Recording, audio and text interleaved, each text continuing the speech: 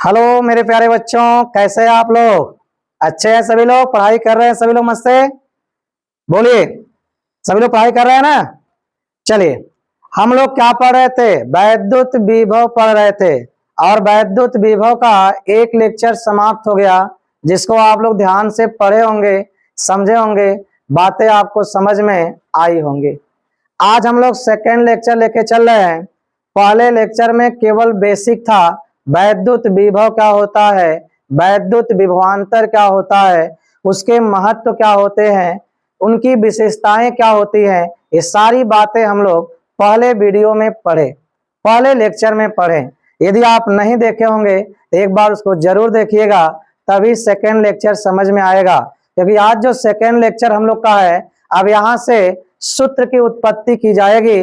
जो कुछ महत्वपूर्ण सूत्र होते हैं जिसके निगमन को परीक्षा में पूछता है, तो आज वह बातें आपके सामने प्रस्तुत की जाएंगी, वो भी बिल्कुल ही आसान से तरीके से, जिससे आपको समझ में आए। जितने भी वर्ड हैं बिल्कुल आसान यूज किए जाएंगे, जितने भी मेथड हैं बिल्कुल आसान यूज किए जाएंगे, ताकि आपको समझने में कोई भी दिक्कत ना हो, सारी बात आसानी से आपको क्या हो, समझ में आ जाए।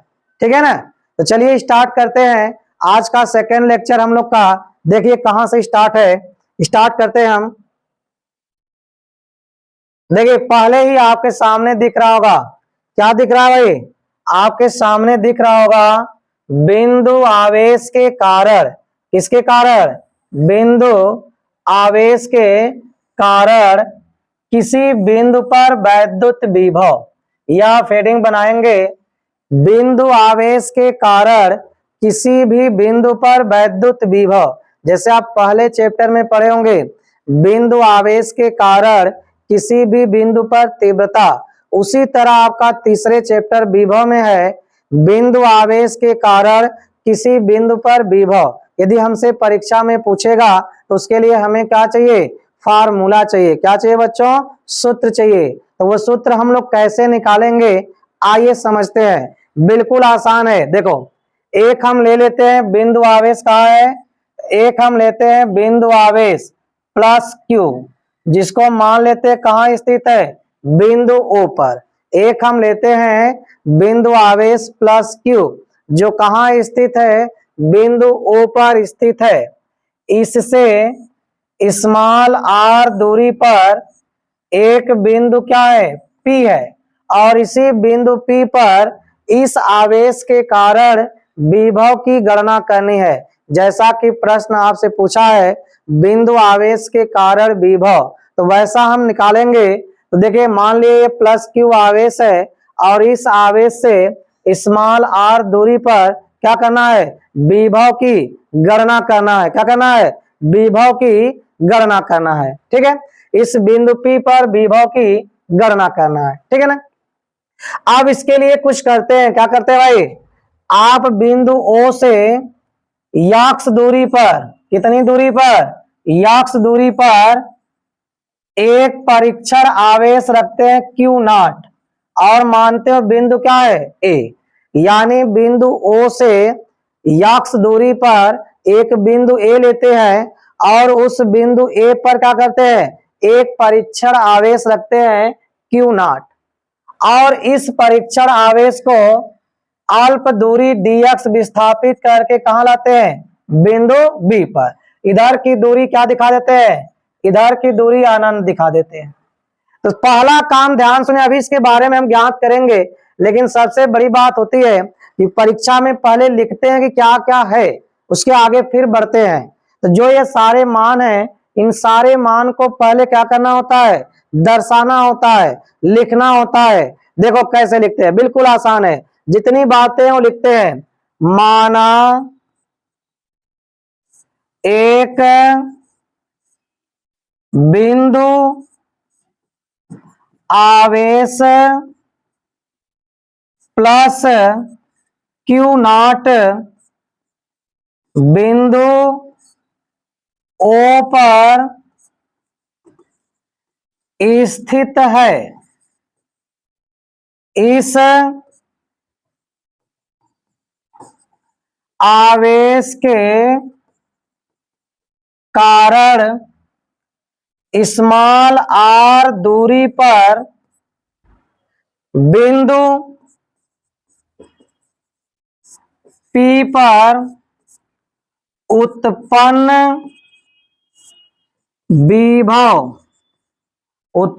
विभव की गणना करनी है। उत्पन्न विभव की गणना करनी है, जिसके लिए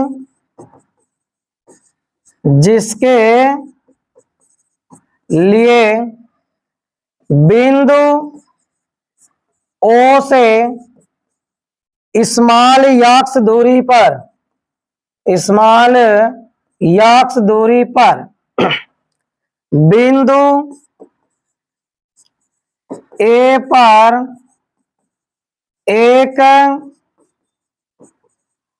परीक्षण आवेश Q0 रखा जाता है। अच्छा, जैसे ही आपने Q0 को रखा, जैसे ही क्या किया भाई, जैसे ही आपने Q0 को रखा, कितना आवेश हो गया? 2 आवेश। और जैसे ही आप रखे, जैसे ही 2 आवेश हुआ, तो आप जानते हो, पढ़े हो, समझे हो कि जब 2 आवेश होते हैं तो उनके बीच वैद्युत बल लगता है। क्या लगता है? वैद्युत बल। और इन बल की जो गणना होती है वह कूलाम के नियम से आती है। तो आप क्या करते हैं भाई, परीक्षण आवेश Q0 रखा जाता है। तो इन आवेशों के बीच लगने वाला वैद्युत बल, क्या भाई? वैद्युत बल। और वैद्युत बल कैसे आएगा? कूलाम के नियम से। तो वैद्युत बल निकालने के लिए क्या लगाएंगे? कूलाम का नियम। कूलाम के नियम से यदि हम बल निकालेंगे तो F का मान होगा 1/4 pi epsilon not Q0 upon x का स्क्वायर। अब इन दोनों आवेशों के बीच लगने वाला क्या आ गया? बल आ गया। दोनों आवेशों के बीच लगने वाला क्या है बच्चों? बल आ गया। तो जब बल आ गया, अब बात समझिए, अब हम Q0 जो परीक्षण आवेश है उसको B तक लाते हैं। यदि परीक्षण आवेश Q0 को बिंदु A से B तक लाया जाए तो लाने में किया गया कार्य, अल्प दूरी विस्थापित किए हैं, कार्य भी अल्प होगा। कार्य होगा बल गुणे विस्थापन। विस्थापन क्या है? -dx। अब आप सोच रहे होंगे कि कार्य अदिश राशि है, कार्य बराबर बल गुणे विस्थापन होता है, तो सर माइनस कहां से आ गया?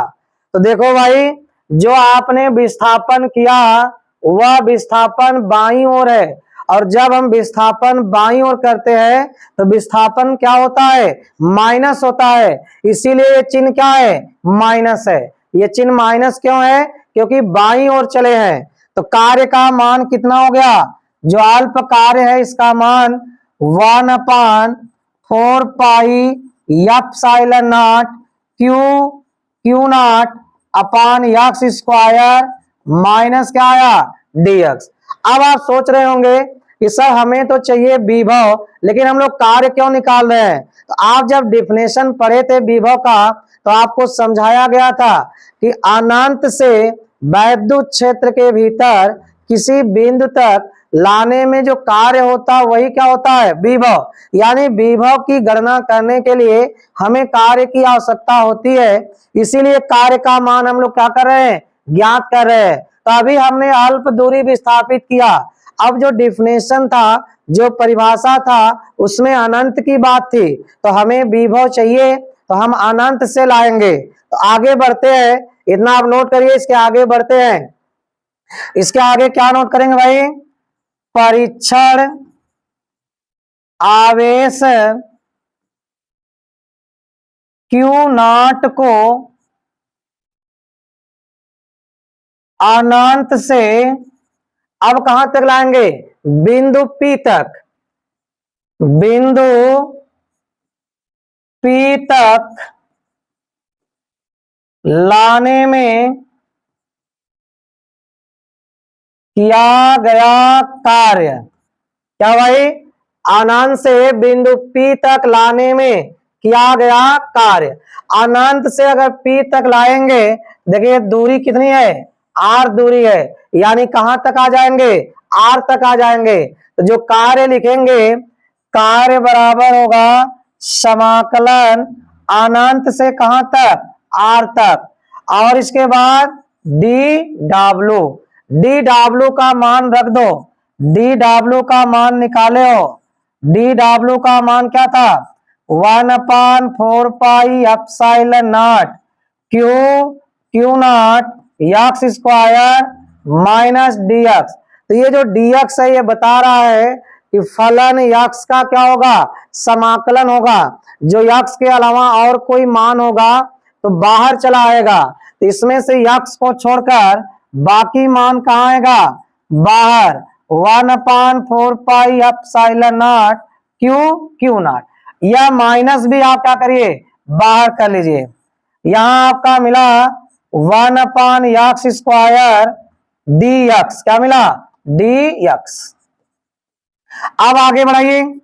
-1/4 pi epsilon naught q naught अनंत टू आर, इसको ऊपर भेजेंगे तो एक्स पे -2 हो जाएगा और डी एक्स। अब इसका हम समाकलन करेंगे। ध्यान से देखो समाकलन क्या आएगा? इसका समाकलन आएगा, समाकलन किया जाए, इसका समाकलन क्या आएगा भाई? इसका जो समाकलन है, घात में की वृद्धि होती है तो -1 घात हो जाएगा, अब बटे -1 R टू अनंत। अब देखिए आगे बढ़िए। कार्य का मान कितना होगा? -1/4 pi epsilon naught q not. अब यहां मान को रखिए तो एक्स के स्थान पे एक्स के स्थान पे R होगा, तो R घाते -1 अपान -1। इसके बाद माइनस करके माइनस अनंत घाते -1 अपान -1 हो जाएगा। -1/4 pi epsilon naught q not. Minus घात नीचे आ जाएगा तो ये हो जाएगा -1/R। इसको लिखेंगे तो 1 अनंत। और 1 अनंत का मान क्या होता है? 1 अनंत का मान होता है 0। क्या होता है भाई? 0 होता है। तो यह आपका हो गया 0। अब गुणा कर दो। कार्य का मान माइनस गुणे माइनस हो गया plus 1/4 pi epsilon naught q not बटे क्या हुआ? R। अब ये कार्य क्या है? अनंत से वैद्युत क्षेत्र के भीतर लाने में किया गया कार्य है। और जिस बिंदु पर आप लाते हैं उस बिंदु पर जो कार्य होता है विभव होता है। तो बिंदु P पर वैद्युत विभव, बिंदु P पर वैद्युत विभव V बराबर क्या हो जाएगा? 1/4 पाई एप्सिलॉन नॉट। पहले आप लिखिए इसका मान क्या होगा भाई? वैद्युत विभव V बराबर होता है W/Q0। अब W का मान रख दो 1/4 पाई एप्सिलॉन नॉट क्यू बटे R पूरे के अपान Q0। कट गया। तो विभव V बराबर क्या आया? 1/4 पाई एप्सिलॉन नॉट Q/R। यही क्या है? यही आपका फार्मूला है। यह जो है यही क्या है भाई? किसी बिंदु आवेश के कारण किसी बिंदु पर विभव पूछे, यही विभव का क्या है? फार्मूला है। ठीक है, ये क्या है? विभव का फार्मूला। आया समझ में? अभी क्या है भाई, कभी कभी पूछता है सवाल में कि इसके जो आवेश हैं उनके बीच के माध्यम का परावर्तांक के हो तब, जब के पूछेगा तब के लिए, नहीं तो आपका यही क्या है सूत्र है। यदि आपका पूछता है के लिए तब क्या होगा भाई, अगर के लिए पूछेगा तो देखो नोट कर लीजिएगा, आगे इसी में थोड़ा सा नोट कर लीजिएगा, यदि माध्यम का परावैद्युतांक के हो तो, यदि माध्यम का परावैद्युतांक के हो तो वैद्युत विभव V बराबर 1/4πε0 के इंटू क्यू अपान क्या होगा R, यह फार्मूला हो जाएगा।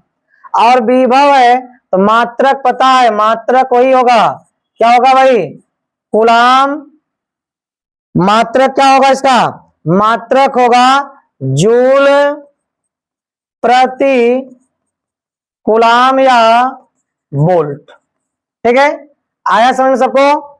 एक बार फिर से देखिए रिवाइज कर देते हैं आपको। सबसे पहले आपसे जो पूछा है, क्या पूछा है, किसी बिंदु आवेश के कारण किसी बिंदु पर विभव, तो सबसे पहले आप कॉपी में चित्र बना के ये सारा मान आप नोट कर लीजिएगा, ये वही मान है जो इस चित्र में है। इसके बाद जैसे ही दो आवेश रखे उनके बीच क्या लगा बल, और जब बल निकल गया तो आप ए से बी तक विस्थापित करके क्या निकाल लिए कार्य, लेकिन हमें अनंत से कार्य चाहिए, तो देखिए आपने क्या निकाल लिया, परीक्षण आवेश Q0 को अनंत से क्या करने पर बिंदु P तक लाने में किया गया कार्य। अब जब कार्य आप निकाल लिए, देखिए यह आया कार्य, तो विभव का सूत्र होता है W/Q0। अब यहां मान रख दिए तो विभव का फार्मूला आ गया। अगर बाह्य माध्यम का परावर्तांक के दिया हो तो के लिए भी आपके सामने फार्मूला है। आ गया होगा अच्छे समझ में आप लोग को, इस बात को नोट कर लीजिएगा, ठीक है ना। चलिए आगे देखते हैं, एकदम देखिए टॉपिक वाइज क्रम से, जैसे हेडिंग है सीरियल नंबर से चल रहा है, आप नोट एकदम आराम से सीरियल नंबर से बनाते चलिए, नोट बनाए रहेंगे तो आपको आगे काम देगा। ठीक है, आप देखिए जो चैप्टर आप पढ़े थे वैद्युत द्विध्रुव, वैद्युत द्विध्रुव याद आ रहा है ना, क्या पढ़े थे, जब समान परिमाण के दो विपरीत आवेश एक दूसरे से अल्प दूरी पर स्थित हो तो उसी निकाय को हम लोग क्या कहते हैं, वैद्युत द्विध्रुव कहते हैं। क्या कहते हैं बच्चों, वैद्युत द्विध्रुव कहते हैं। उसी के कारण हमें क्या निकालना है, वैद्युत विभव निकालना है। तो वैद्युत विभव की दो स्थिति होती है, एक क्या होती है अक्षीय स्थिति, क्या होती है अक्षीय स्थिति, यहां नोट कर लीजिएगा, यह आपका मिस प्रिंटिंग है, क्या होता है भाई अक्षीय स्थिति। दूसरा क्या होता है निरक्षीय स्थिति, एक बार उसके अक्ष में निकालते हैं, एक बार उसके निरक्ष में निकालते हैं, ये दो स्थितियां हैं, इन दोनों में हम गणना करते हैं। तो चलिए हेडिंग बनाइए, पहला वैद्युत द्विध्रुव के कारण अक्षीय स्थिति, यहाँ पे आप करेक्शन कर लीजिएगा भाई, सही से लिख लीजिएगा, ये मिस प्रिंटिंग हो गई है। क्या होगा अक्षीय स्थिति, क्या होगा अक्षीय स्थिति में किसी भी बिंदु पर वैद्युत विभव, जो वैद्युत द्विध्रुव है उसके कारण हमें क्या चाहिए, अक्षीय स्थिति में किसी भी बिंदु पर वैद्युत विभव। ध्यान से समझिए, बिल्कुल घबराइए नहीं, आराम से एकदम धीरे धीरे हम स्टेप बाय समझाएंगे, और स्टेप बाय आप आराम से समझेंगे, सारी बातें समझ में आ जाएंगी, एक भी ऐसा पॉइंट नहीं होगा जो आपको बात समझ में ना आए। देखिए हम लेते हैं एक वैद्युत द्विध्रुव, क्या लेते हैं भाई, हम लेते हैं एक वैद्युत द्विध्रुव, यह आपका हो गया वैद्युत द्विध्रुव। आपको पता है किससे बना होता है, -q और +q से, और इसके बीच की जो दूरी होती है वह दूरी आपको पता है क्या होता है 2l। अगर इसका मध्य बिंदु O ले लें, यह भी लंबाई l होगी, यह भी लंबाई l होगी, और मध्य बिंदु से अक्षीय स्थिति में, ये कौन सी स्थिति है अक्षीय स्थिति, और r दूरी पर एक बिंदु क्या लेते हैं P, और इसी बिंदु P पर हमें क्या करना है विभव की गणना। मान लेते हैं कि जो माइनस क्यू आवेश है उसके कारण विभव V1 है, और जो प्लस क्यू आवेश है उसके कारण क्या है, विभव V2 है। अब V का कोई दिशा तो होता नहीं है, क्योंकि V कैसी राशि होती है, वैद्युत विभव एक अदिश राशि होती है, इसकी कोई दिशा नहीं होती है, इसमें हम दिशा को नहीं दर्शाएंगे। ठीक है बच्चों, इसमें दिशा को हम नहीं दर्शाएंगे, ठीक है ना। अच्छा, अब ये जितना भी आपने चित्र बनाया, अभी अभी बताया कि कोई भी सूत्र हमें उत्पन्न करना है, तो सूत्र को उत्पन्न करने से पहले जो भी हम आकृति बनाते हैं उसमें जो भी मान होते हैं उन मानों को पहले लिखा जाता है, बिना लिखे आगे नहीं बढ़ते हैं। सबसे पहले हम लोग लिखते हैं कि कौन कौन से मान इसमें हैं। तो चलिए देखिए क्या है, मानते हैं, माना एक वैद्युत द्विध्रुव, एक वैद्युत द्विध्रुव माइनस क्यू तथा प्लस क्यू आवेश से मिलकर बना है, जिसके बीच की दूरी 2l है। इसके मध्य बिंदु O से अक्षीय स्थिति में स्मॉल r दूरी पर एक बिंदु P स्थित है, जहां द्विध्रुव के कारण तीव्रता की नहीं, तीव्रता नहीं, क्या विभव की गणना करनी है। क्या करनी है भाई, विभव की गणना करनी है। माइनस क्यू आवेश के कारण विभव V1 तथा प्लस क्यू आवेश के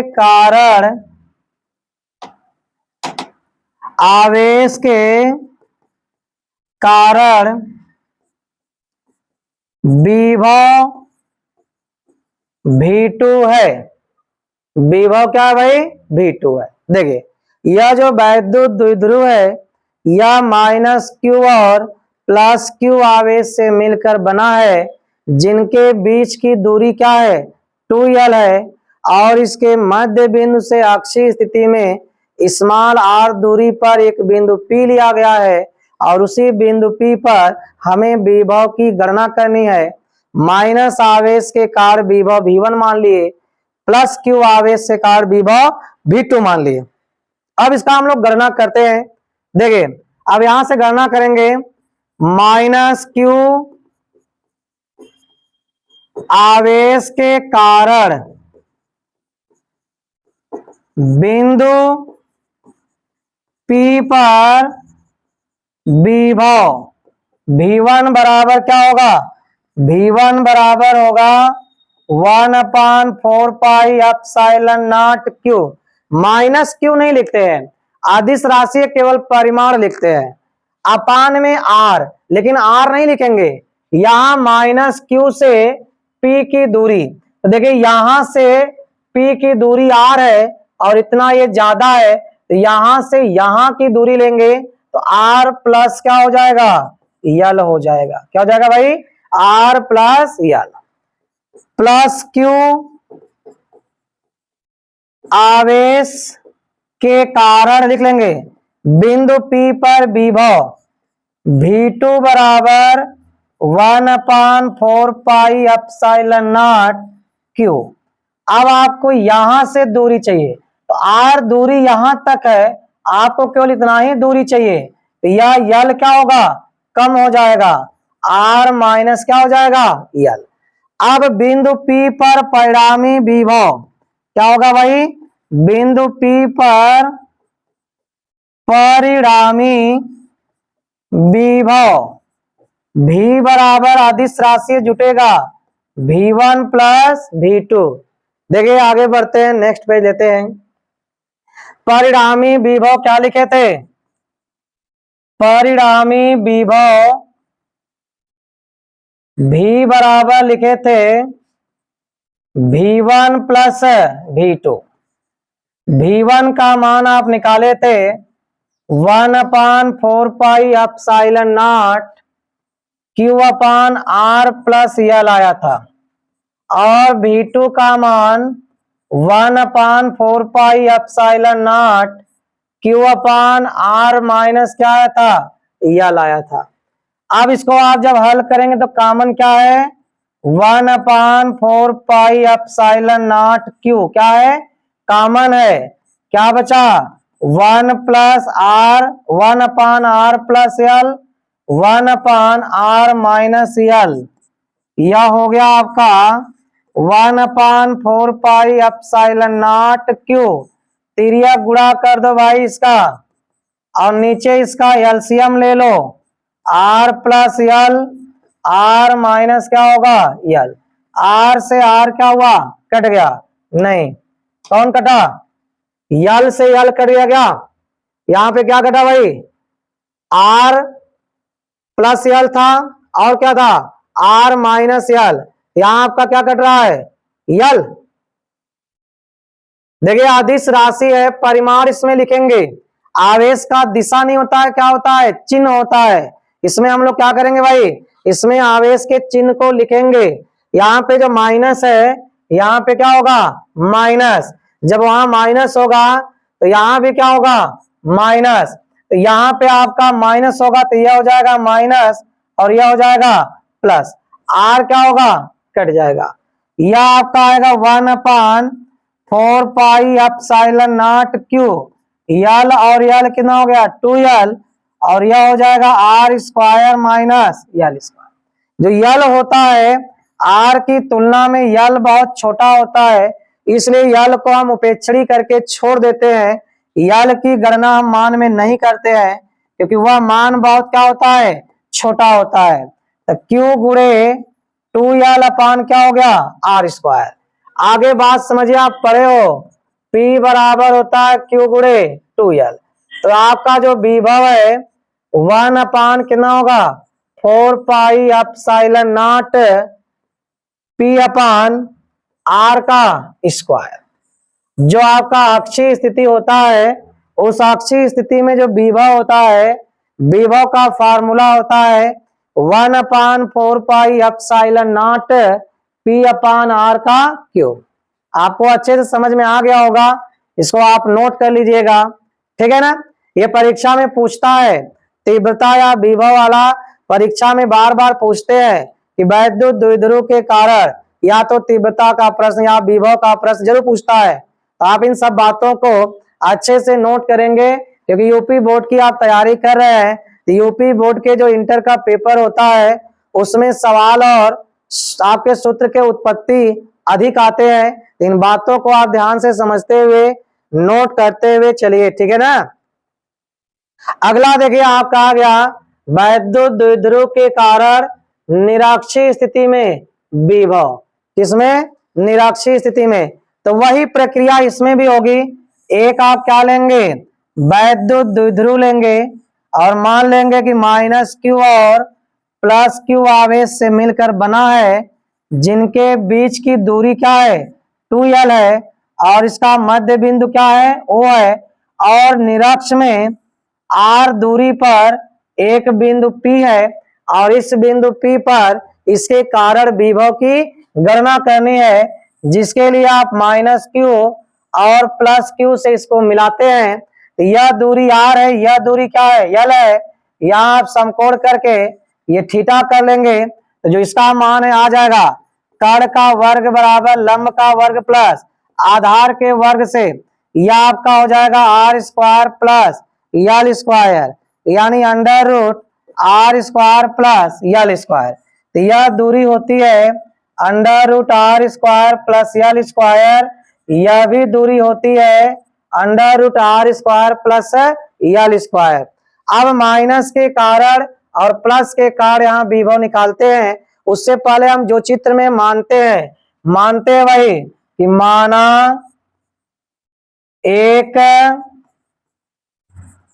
वैद्युत द्विध्रुव माइनस क्यू तथा प्लस क्यू आवेश से मिलकर बना है, जिनके बीच की दूरी 2l है। इसके मध्य बिंदु से स्मॉल r दूरी पर निरक्षीय स्थिति में एक बिंदु P स्थित है, जहां द्विध्रुव के कारण उत्पन्न विभव की गणना करनी है। माइनस क्यू आवेश के कारण विभव V1 तथा प्लस क्यू आवेश के कारण विभव V2 है। विभव क्या है भाई? V2 है। अब गणना कर लीजिए आगे इसके। माइनस क्यू आवेश के कारण बिंदु P पर विभव V1 बराबर 1/4 पाई एप्सिलॉन नॉट, तो माइनस क्यू अपान हो जाएगा under root are square plus L square. अब आगे निकालेंगे प्लस क्यू आवेश के कारण। प्लस क्यू आवेश के कारण, यह बातें आपको नहीं नोट करना है, यह आगे की वही हेडिंग है। प्लस क्यू आवेश के कारण बिंदु P पर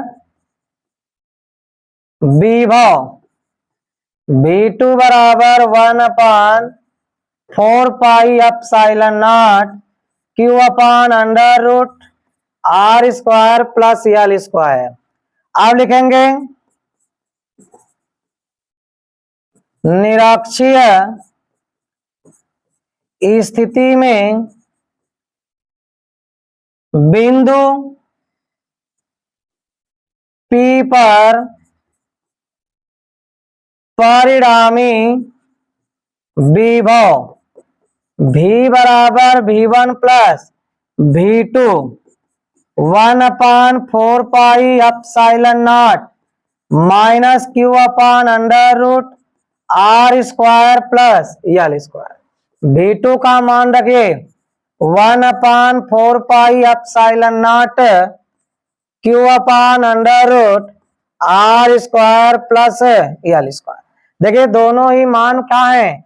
सेम है, चिन्ह क्या है? अलग है। ये पूरा मान कट जाता है और भी का मान क्या आता है? 0। अर्थात निरक्षीय स्थिति में विभव का मान क्या होता है? 0 होता है। वैद्युत द्विध्रुव से निरक्षीय स्थिति में कोई भी विभव नहीं होता है। आया समझ में? आ गया सबको? बोलो कोई दिक्कत? देखिए आज जो भी आप पढ़े 3 सूत्र के निगमन पढ़े। कितने पढ़े? 3। एक पढ़े बिंदु आवेश के कारण किसी बिंदु पर विभव, फिर पढ़े वैद्युत द्विध्रुव के कारण किसी बिंदु पर विभव, अक्षीय स्थिति और निरक्षीय स्थिति। ये तीनों पॉइंट आपको अच्छे से समझ में आ गया होगा। ठीक है ना? ये पॉइंट आपको अच्छे से समझ में आ गया होगा और आप नोट कर लिए होंगे। हम ये विश्वास करते हैं कि आप नोट भी बनाते चलेंगे, ठीक है ना, कोई दिक्कत किसी को भी। देखिए गृह कार्य है, गृह कार्य में वही है भाई कि जो भी बातें आप पढ़ रहे हो उसका नोट जरूर बनाओ। यदि नोट नहीं बनाएंगे तो बाद में उलझन होगा। लोग कहते हैं कि ऑनलाइन क्लास से अच्छे नंबर नहीं आते। देखिए केवल सुनने से नहीं आएगा, ऑनलाइन में सबसे बेहतर नंबर आते हैं, लेकिन आप उसको एक क्लास लेकर पढ़ेंगे तब, उसकी सारी बातें आप नोट बनाएंगे और उसको दोहराएंगे, वीडियो में सुनेंगे, जो छूट गया आप पीछे देखेंगे तब आएगा, ठीक है ना। हम वादा करते हैं आप जुड़े रहिए, एक भी पॉइंट आपका छूटेगा नहीं। जितना हम काम कर रहे हैं बस आप बच्चों ईमानदारी से कर लो। यदि आप ईमानदारी से कार्य करेंगे ना तो आप बहुत आगे जाएंगे। आपके जो क्वेश्चन है परीक्षा में बिल्कुल सरल लगेंगे, आपको करने में कोई भी दिक्कत नहीं होगा। क्यों? क्योंकि जो भी बातें हैं बिल्कुल आपको आसान तरीके से, आसान भाषा में समझाई जा रही है ताकि आपको समझ में आ जाए। किताबी भाषा का प्रयोग बहुत कम हो रहा है, इसीलिए सारी बातें हम अपने से भी लिख देते हैं ताकि आपको समस्या ना हो। आप उसको अच्छे से नोट करके नोट बना लीजिए। और एक बात हम बार बार कर रहे हैं कि जो टेलीग्राम ग्रुप है इससे आप क्या करिए भाई, जुड़ जाइए। यदि इससे आप जुड़ जाएंगे सारी सूचना आपको मिलती रहेंगी, ठीक है। तो आज के लिए इतना ही, फिर हम मिलेंगे आगे जो भी टॉपिक में बचा है उसको लेकर। क्योंकि आप कहते हैं वीडियो बहुत लॉन्ग हो जाती है, क्या करेंगे बच्चों, समझते समझते, समझाते समझाते आपको समय लग ही जाता है, फिर भी आप क्या करते हैं, अच्छे से समझने का प्रयास नहीं करते हैं। तो हम उम्मीद करते हैं कि आज से आप परिवर्तन करेंगे अपने अंदर और सारी बातें अच्छे से समझेंगे, ठीक है ना। तो चलते हैं, धन्यवाद। आप मस्त रहिए, स्वस्थ रहिए, अच्छे से पढ़ाई करते रहिए, ठीक है। Good bye.